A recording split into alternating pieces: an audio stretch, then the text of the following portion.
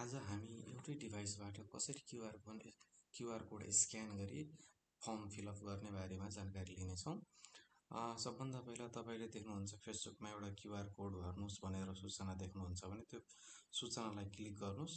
गरिसकेपछि यो photo QR कोडको रूपमा रहेको छ, यसलाई के गर्नुहोस् भन्दाखेरि सेभ गर्नुहोस् है त। मैले ट्रिपल डटमा क्लिक गरेर के गरेँ त, अब यहाँ सेभ टु फोन क्लिक गरेँ।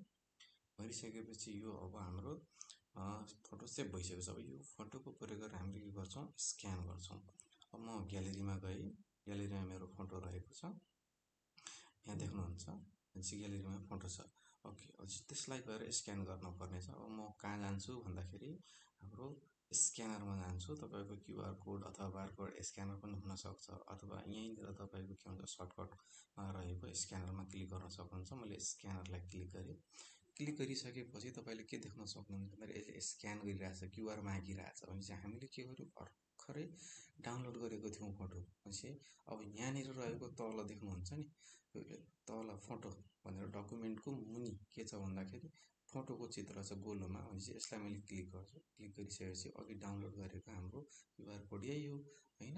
भनेपछि यसलाई मैले के गरिदिन्छु, क्लिक गरिदिन्छु। क्लिक गर्ने बित्तिकै त्यसले के गरिदिन्छ, त्यो क्युआरको लिङ्क छ नि त्यसलाई के गरिदिन्छ, देखाइदिन्छ। अब मैले के गरेँ, यो लिङ्कलाई मैले के गर्छु, कपी गर्छु। कपी गरिसकेपछि अब गएर ब्राउजरमा पेस्ट गरेपछि पुग्छ। यदि तपाईँको यहीँ ओपन आइदियो भने यहीँ ओपन गर्न सक्नुहुन्छ, तर यहाँ मेरोमा कपी आयो, त्यो कारणले मैले कपी गर्नुपर्ने हुन्छ। र अब कहाँ जानु पऱ्यो त, गुगलमा गएर मैले के त यहाँनिर पेस्ट गर्न पऱ्यो। पेस्ट गरेँ। पेस्ट गरिसकेपछि यसलाई रन गर्छु। रन गरेपछि यसले कसरी जाने भन्ने चाहिँ क्रोमको युज गरिदिन्छु।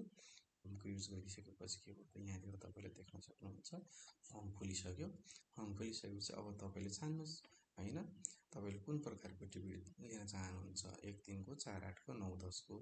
भनेपछि पहिलो टिकट तालिम लिएको साल कहिले हो त्यो लेख्नुहोस्, नाम लेख्नुहोस्, विद्यालयको नाम लेख्नुहोस्, जिल्ला छान्नुहोस्।